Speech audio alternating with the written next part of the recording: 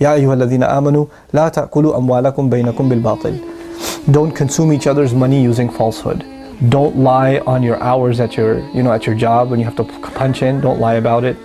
Don't earn, when you're a consultant and you get paid a certain number of hours, to fill a job or by the hour, and you're just sitting having coffee and chilling or whatever, and you're getting paid for that, unless your employer knows that that's what you're doing. إِلَّا أَن تَكُونَ عَن تِجَارَةً عَن تَرَادٍ مِّنكُمْ.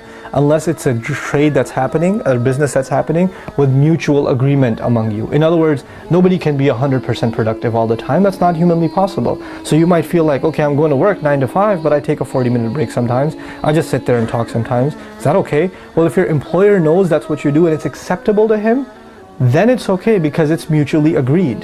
إِلَّا أَن تَكُونَ تِجَارَةً عَن تَرَادٍ مِّنكُمْ. Unless it's a trade, it's a business, that's mutually agreed upon. Other than that, don't scam people out of money. Don't overprice things. Don't overcharge for your services. If you're a mechanic, don't inflate your price because you're the only mechanic in like 10 miles. And this guy's got a transmission problem, might as well tell him his timing belt and his, his engine fluid and all this other stuff is messed up too, because what's he gonna do? So all he can do is use you, right? Don't overbill people as if you're a physician, and charge them more and more and more because they're desperate and they're coming to you. Don't manipulate people like that. So don't eat people's money using falsehood. Also, tarad means that both parties are agreeing to the service or the product that's being exchanged. So if you know something about what you're selling or something about the service that you're providing, fine print if you will, that that your customer or your employer is not aware of, they need to be aware of it. They need to know.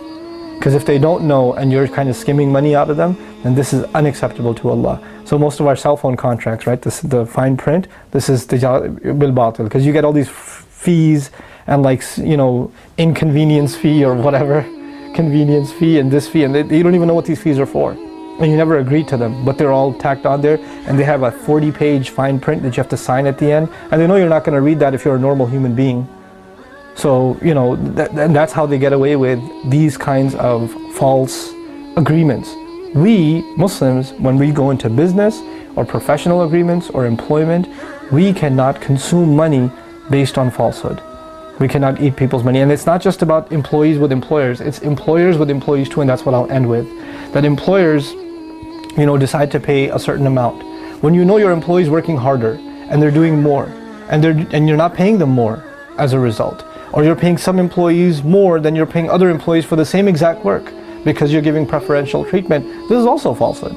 This isn't right. You can't do that. These are unethical standards, that you pay some the same amount or you pay somebody else more amount even though they're doing the same work. This is you're eating their money because it's no longer your money. The person you underpaid, you just ate their money. And the only way you can get away with that is if they both an taradim minkum. And finally, if they both agree to it and they're both happy with it. That's the amazing thing in the ayah.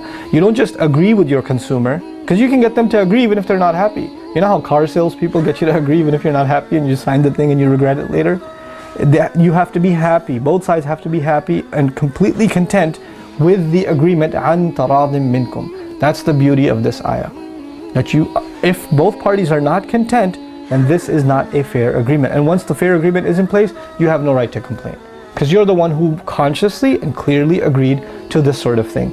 If we abide by this principle, wallahi, our business practices and our organizations and our companies, the companies that we run, and us as employees, we're going to have much better lives. May Allah Azza wa Jal help us be fair in our business dealings and implement the wonderful ethics that are in this beautiful ayah of Surah An-Nisa. Barakallahu li wa lakum. Assalamu alaikum wa rahmatullahi wa barakatuh.